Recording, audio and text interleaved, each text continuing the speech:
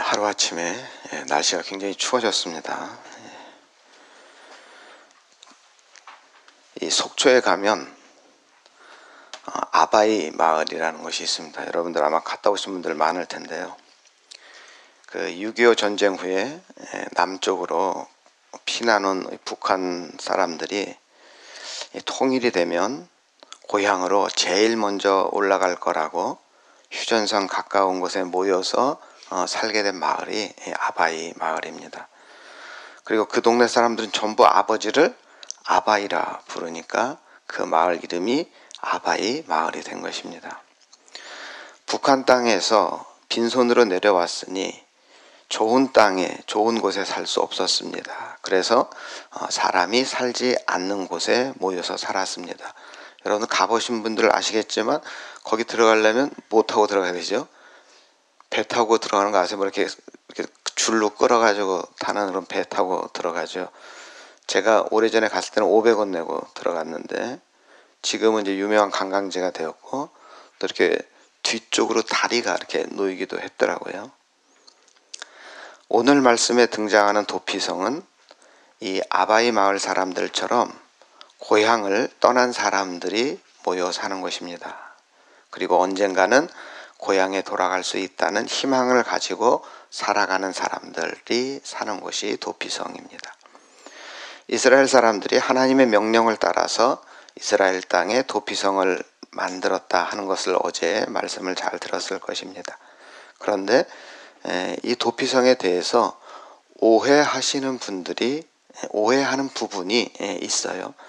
그 오해하는 부분이 뭐냐면 예전에 민주화 운동할 때 명동 성당으로 피신하면 경찰이 들어가지 못했죠.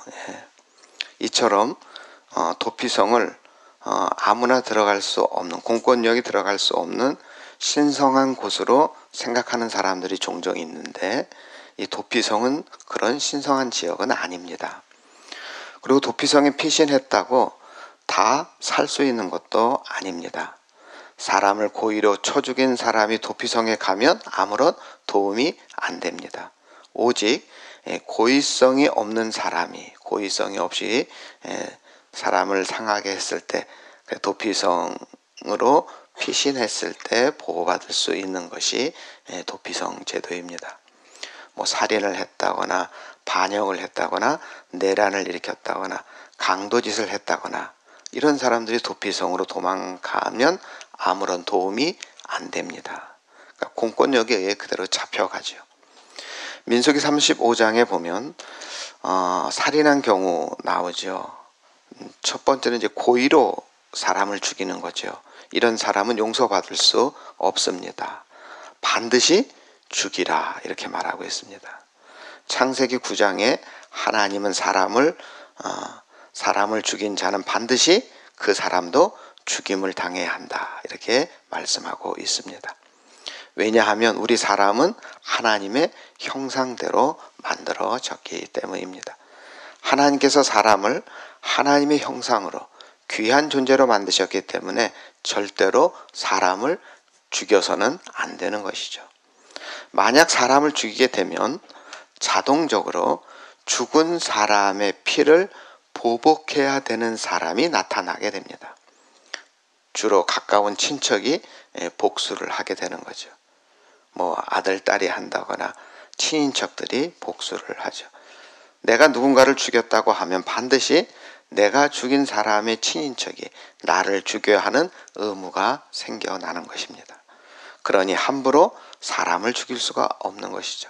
다시 말하면 살인하면 안 된다 하는 것입니다. 누군가가 억울하게 죽었다면 그 억울함을 갚아주는 사람이 반드시 있어야 됩니다. 이것도 하나님의 말씀입니다. 캄보디아에서 이상한 일이 벌어졌죠. 고문을 하기도 하고 장기를 빼서 하기도 하고 그리고 사람을 죽여서 소각하기도 했다 그러죠.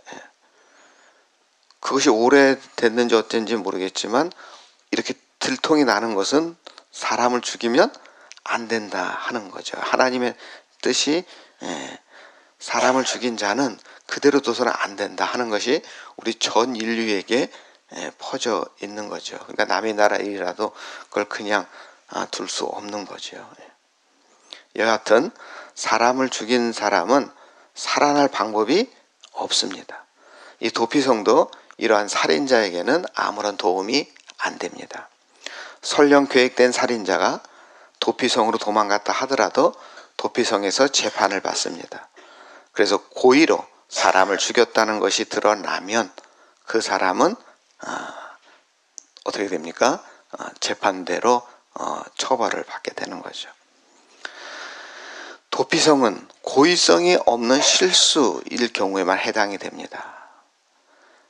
실수로 사람을 죽였습니다. 그러면 무조건 도피성으로 가야 살 수 있습니다. 가서 도피성에서 고의성이 없다는 판정을 받아야 살 수가 있습니다. 하지만 고향으로 돌아올 수 없고 그 도피성에서만 살아야 합니다. 고의성이 없다 할지라도 나는 떳떳해. 내가 일부러 죽인 거 아니야. 그러니까 오늘날 과실치사라고 하죠. 실수로 사람을 죽였어도 어떻게 됩니까? 우리 법은 죄를 묻고 있습니다. 물론 살인죄보다는 작지만, 형량이 작지만, 그러니까 고의성이 없는 사람이 나 죄가 없어, 내 고의가 아니잖아, 이렇게 생각하고 그냥 가만히 있으면 어떻게 됩니까? 죽임을 당한 친인척들에게 잡히게 되고 죽게 되는 거죠. 그러니까 살 수 있는 방법은 피해 보복을 하는 자의 손에 잡히기 전에 빨리 도피성으로 가야 합니다.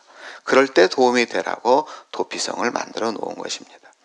도피성에 들어가기 전에 잡히면 죽습니다. 하나님께서 실수로 과실치사를 한 사람이 살아갈 수 있는 방법을 만들어 놓으신 것입니다.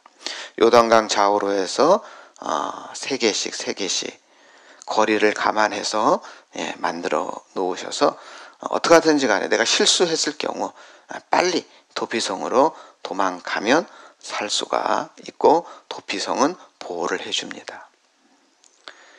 이제부터는 이런 생각을 한번 해보겠습니다. 내가 도피성에서 살아남았어요. 내가 실수를 했고 도피성으로 도망갔고 도피성에서 살아남았을 때 어떠한 일이 펼쳐질까 하는 것을 한번 생각해 보세요. 목숨은 건졌어요. 사람은 죽였지만 목숨을 건지고 도피성에서 살게 되었습니다. 이때 이제부터 제일 힘든 것이 무엇인지 한번 생각해 보겠습니다. 내일 모레 결혼하려고 준비 다 했는데 이런 실수를 했어요. 어쩌겠어요? 도망가야겠죠. 일단 도피성에 들어가서 생명을 건져야 됩니다. 하지만 도피성에서 나올 수 있습니까? 없습니까? 정말 뜨겁게 사랑했던 신부가 도피성으로 찾아와서 도피성에서 함께 살아주면 좋겠지만 나는 성 밖을 못 나가는데 신부가 찾아오지 않는다면 파혼될 확률이 높은 거겠죠. 또 이제부터는 고향에 갈 수가 없습니다. 부모를 만나기가 힘듭니다. 친인척들 못 만납니다. 지금처럼 교통이 발달했으면 뭐 군대 면회 가듯이 부모가 올 수 있겠죠. 그러나 이때는 그렇게 교통이 좋을 때가 아니죠. 그러니까 부모 만나기, 친인척 만나기 쉽지 않습니다. 도피성에서 산다고 하는 것은 아바이 마을 사람들처럼 고향을 그리워하며 살아가는 것입니다. 목숨은 건졌지만 정말 기약 없이 거기서 살아야 하는 것입니다. 제가 노아도 섬에서 목회할 때 우리 가족 짜장면 먹는 것이 유일한 회식입니다. 그런데 저녁에 짜장면을 먹으려면 서둘러야 됩니다. 왜냐하면 6시가 되기도 전에 문을 닫기 때문입니다. 여러분, 섬에서는요 6시 이후에 할 게 없습니다. 이 도피성 그렇게 큰 성도 아니고요. 재밌는 일이 있을까요? 성 안에서 사는 거 무척 답답했을 것입니다. 그런데 성 밖에 나가면 굉장히 위험합니다. 도피성 안에 살고 있는 사람이 성 밖에 나왔을 때 원한을 갖겠다고 도피성 밖에 지키고 있던 사람이 있다면 그리고 걸려서 잡히면 죽게 되고 그때 그 사람을 죽였을 때 죽인 사람은 아무 죄가 없어요. 그러니 고향도 못 가죠. 친구도 못 만나죠. 평생을 그렇게 살아야 됩니다. 그런데 고향으로 돌아갈 수 있는 유일한 방법이 있죠. 그 방법이 뭡니까? 대제사장이 죽을 때입니다. 한번 상상해 보세요. 내가 집으로 돌아갈 방법이 없었는데 어느 날 대제사장이 죽었습니다. 도피성 안에 있는 사람에게 있어서 얼마나 큰 감동이고 벅찬 감격일까요? 내가 고향으로 돌아갈 수 있는 방법은 최고 어른인 대제사장이 돌아가는 것밖에 없습니다. 그런데 대제사장이 나보다 나이가 어리면 어떻게 되죠? 나보다 한참 젊으면 이건 전혀 희망이 없는 거죠. 그래서 전혀 가망이 없다고 포기하고 살고 있는데 어느 날 대제사장이 죽었다는 소식이 들려옵니다. 뭐 그때는 교통사고는 잘 없었겠지만 아무튼 어떤 사고인지 대제사장이 죽었다는 거예요. 어떻게 될까요? 웃어야 하나요? 울어야 하나요? 장의사를 개업한 어느 집사님이 목사님에게 개업 예배를 부탁했습니다. 목사님이 개업 예배를 드리면서 사업이 번창하게 해달라고 기도합니다. 누군가가 많이 죽어야 번창하는 이런 경우에 정말 이 번창하게 해달라는 이 기도를 옆에서 함께 갔던 집사님이 남편이 오늘 내일 하는 집사님, 그 간호하고 있던 이 집사님이 그 기도를 들으면서 참 거시기하다 이렇게 생각할 수 있지 않을까요? 도피성에서 대제사장이 죽었다는 소식을 듣고 기뻐 날뛰는 사람의 마음이 이런 걸 거예요. 이거 너무 좋아할 수 없잖아요. 표정 관리해야 합니다. 그래도 당사자는 얼굴에 웃음을 감추기가 어려울 것입니다. 하나님께서는 왜 이런 기묘한 제도를 만들어 놓으셨을까? 생각해 보면 이게 오늘 우리의 이야기라는 것을 알 수가 있습니다. 아담과 하와가 범죄하고 에덴 동산에서 쫓겨났습니다. 다시 에덴으로 돌아갈 수 있는 유일한 방법은 하나님의 아들이 우리 대신에 죽는 것입니다. 이사야 53장 5절에 그가 찔림은 우리의 허물 때문이요 그가 상함은 우리의 죄악 때문이라. 그가 징계를 받음으로 우리는 평화를 누리고 그가 채찍을 맞음으로 우리는 나음을 얻었도다. 하나님의 아들이 이 땅에 오셔서 징계를 받고 채찍을 맞고 죽음으로 우리가 하나님 나라에 돌아갈 수 있게 된 것입니다. 하나님의 그 계획을 모형처럼 샘플로 만들어 놓은 제도가 대제사장이 죽으면 도피성에 있던 사람들이 고향으로 돌아갈 수 있다 하는 말씀입니다. 우리 성도님들, 예수님의 죽음에 대해서 기뻐해야 되나요? 우리가 고난주간이나 성금요일에 우리를 위해 십자가를 진 예수님을 생각하면서 우리가 슬픈 마음을 갖고 탄식하기도 합니다. 그런데 예수님은 내가 이렇게 힘들게 죽음을 향해 걸어가는 것은 너희를 행복하게 잘 살라고 하는 것이다. 너희가 하나님을 정말 기뻐하라. 예수님은 나를 위해 십자가 고난, 그 죽음 너희를 위해 당하는 것이다. 도피성에서 대제사장이 죽었다는 소식을 듣고 그렇게 기뻐 날뛰던 살인자들이 어느 순간 이래도 되나? 이런 것처럼 우리 그리스도인들에게는 이 두 가지 표정을 함께 가져야 할 것입니다. 저는 우리 그리스도인들의 삶이 돌아온 탕자의 비유와 매우 비슷하다 생각합니다. 탕자가 다시 돌아왔습니다. 아들의 지위를 회복했습니다. 이 아들은 두 가지 자세가 필요합니다. 마을에 갔더니 동네 사람들이 야 저놈의 자식 아버지 재산을 다 팔아먹은 놈이네. 아들이랍시고 그 집에 살 자격이 어디 있어? 이렇게 야단을 칩니다. 이때 이 아들을 어떻게 해야 될까요? 네 맞아요. 참으로 죄송합니다. 제가 아들이랍시고 이 집에 살 형편이 아니네요 하고 짐을 챙겨서 다시 나가야 됩니까? 나가면 안 됩니다. 나를 용서해 주신 아버지를 생각해서라도 아무리 주위에 눈총이 심해도 견뎌야 되죠. 아버지를 생각해서 이웃 사람들의 비난 겸손하게 감당해야 하는 거죠.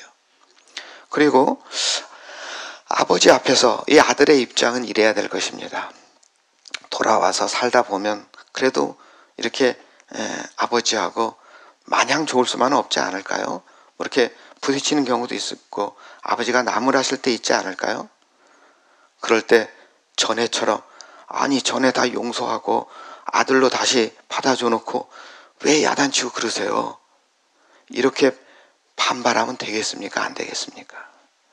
아버지가 나를 용서해 주셨는데 지난 날을 생각하며 아버지 앞에서는 정말 내가 죄인이지 하고 아버지 말씀에 절대 순종하며 살아야 합니다.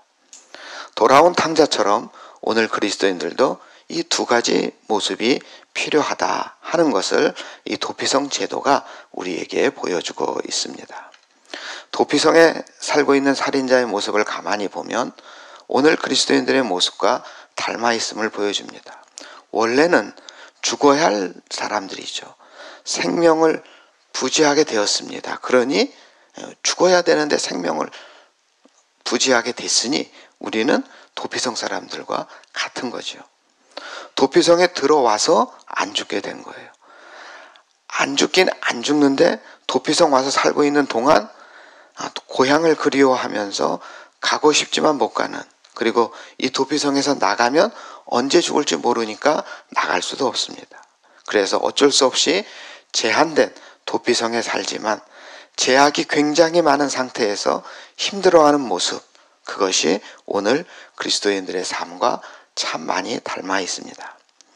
우리가 예수 믿게 됐고 하나님의 자녀가 되긴 됐는데 정말 행복하지 않고 나도 안 믿는 사람들처럼 내 맘대로 하고 싶고 이것도 해보고 싶고 저것도 해보고 싶고 하고 싶은 거 다 하고 그렇게 살고 싶으면 좋겠는데 왜 우리 아버지가 나를 교회로 이끌어가지고 나를 이렇게 힘들어 하는지 아마 우리 아들들이 이런 생각하고 있지 않을까.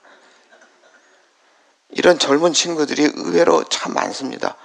예수 믿는데 그래서 생명의 삶을 살게 됐는데 도피성 안에서 힘든 거예요. 어렵게만 사는 이런 게 힘든 거예요. 그래도 그 예수 그리스도 안에, 교회 안에 살면 이런 사람들은 천국 갈 거예요. 하지만 진정 행복한 현재의 삶이 아니죠. 이런 사람은 예수 믿는 재미가 하나도 없을 텐데 이런 그리스도인들이 우리 주위에 종종 있습니다. 이 도피성의 죄인으로 살아가는 모습을 보면 이 몇 단계가 있는 것 같아요. 죽을 수밖에 없었던 단계가 있고요. 죽음은 면했지만 사는 것이 힘든 단계. 또 대제사장이 죽은 후에 고향으로 돌아올 수 있는 단계. 완벽한 자유를 누리는 이러한 일련의 과정이 오늘 그리스도인들의 삶과 매우 비슷합니다. 예수 믿는 것 때문에 내가 다시 살아났을 뿐 아니라 이 땅에서도 정말 자유를 누리고 영원한 생명을 누리며 사는 우리 성도님들이 다 되셨으면 좋겠습니다. 하나님은 결코 용서할 수 없는 살인죄를 진 사람들을 위해서 이렇게 도피성 제도를 만드셨습니다. 하나님은 사람을 죽이는 데 목적이 있는 것이 아니라 사람을 살리는 데 우리 하나님은 힘쓰고 애쓰시는 분입니다. 성경을 삐딱하게 읽는 사람들은요, 하나님은 참 괴팍하다는 얘기를 합니다. 자기의 마음에 안 든다고 정말 혼을 내고 벌을 내리는 하나님이라 이렇게 비난합니다. 그러나 하나님의 본심은 어떻게든지 간에 우리를 살리려 한다는 데 있다 하는 것을 우리는 잊어서는 안 됩니다. 선악과를 따먹으면 어떻게 된다 그랬습니까? 정녕 죽으리라 말씀하셨습니다. 그런데 아담과 하와가 선악과를 먹었음에도 불구하고 죽지 않고 사는 법을 우리 하나님은 가르쳐 주셨습니다. 죽으리라 한 것은 하나님이 선고한 거 아닙니까? 그러면 분명 죽으리라고 선고한 것을 하나님이 물르신 거죠. 되돌리신 것입니다. 그래서 성경에는 하나님이 이렇게 물리신 이야기, 번복하는 이야기가 종종 있습니다. 사실 우리들 세상을 살아가면서 내가 한 말에 대해서 번복하거나 물리는 거 쉽습니까? 어렵습니까? 일수불태, 장기나 바둑을 한번 놓으면 절대 물르면 안 돼요. 우리 사람들 사이에도 그러신데 왜 우리 하나님 말씀을 하셨어요. 선포하셨어요. 그런데 왜 걷어들이기도 하시고 물르기도 하시고 번복하실까? 말씀을 하셨어요. 취소해요. 사실 부끄러운 일이잖아요. 하나님은 우리를 아들과 딸로 사랑하시기 때문에 이거 하면 죽어 엄중하게 선언하셨지만 그런 일이 발생하셨을 때 무슨 핑계를 만드셔서라도 안 죽게 하려고 애를 쓰신 분이다 하는 것을 우리는 잊어서는 안 됩니다. 대제사장이 죽는 것하고 도피성에 갇힌 사람들하고 아무 상관이 없습니다. 그렇지 않아요? 대제사장이 그 도피성에 갇혀있는 그 사람 이름이나 알까요? 아무런 관계가 없는데 하나님은 대제사장이 죽었으니 너희는 고향으로 돌아가도 좋아 이렇게 말씀하셨습니다. 이유는 뭘까요? 예수님께서 2000년 전에 십자가를 지었습니다. 이것을 믿으면 구원을 얻습니다. 그런데 우리가 믿는다는 것이 예수님이 돌아가신 것하고 뭔 상관이 있습니까? 아무 상관이 없습니다. 이처럼 대제사장의 죽음과 이 살인자와의 인과관계는 분명하지 않아요. 그런데 그래서 더 아무 상관이 없는 대제사장이 죽음으로 고향으로 갈 수 있게 되었습니다. 인과관계가 분명하지 않기 때문에 더 감사하고 감사한 일입니다. 영적으로 말하면 우리도 아담과 함께 고향에서 쫓겨난 사람들입니다. 우리 능력으로는 하나님 나라 고향으로 돌아갈 수 없습니다. 그런데 하나님께서 독생자인 내 아들이 대신 죽었으니 너는 믿어라. 믿으면 하나님 나라에 내가 다시 데려가 줄게. 이렇게 말씀하셨죠. 사실 우리는 돌아가야 할 본향이 어딘지조차 몰랐던 사람들입니다. 그런데 하나님께서 하나하나 자세하게 가르쳐 주시면서 마지막으로 십자가를 통해서 본향으로 가는 방법까지 우리에게 가르쳐 주신 것입니다. 죽을 수밖에 없었던 우리를 다시 살리시려고 하나님께서 독생자를 이 땅에 보내셨습니다. 이 독생자가 십자가에서 죽으셨기 때문에 우리는 본향으로 돌아갈 수가 있는 것입니다. 대제사장 예수님이 죽어서 이제 고향으로 갈 수 있다는 소식이 오늘 우리에게 전해진 것입니다. 이 땅에 살아있는 동안 이 감격으로 행복한 삶을 살아가시고 고향이 생각날 때마다 내가 진짜 바라봐야 할 내 진짜 고향 하나님 나라 거기에 갈 수 있다는 소망을 가지고 복된 삶을 살아가는 우리 성도님들이 다 되시기를 주님의 이름으로 축원합니다.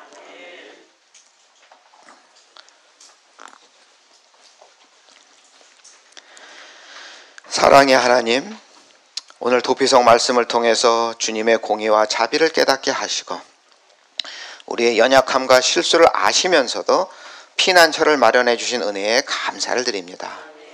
예수 그리스도 안에서 우리가 완전히 안전함을 믿게 하시고 날마다 주님 안에 거하는 삶을 살게 하여 주시옵소서. 또한 우리도 넘어진 이웃에게 피난처가 되는 삶을 살게 하여 주시옵소서. 도피성이 되어 주시고 영원한 대제사장으로 우리 죄를 대속해 주신 예수님을 나의 구주로 삼게 하여 주시옵소서.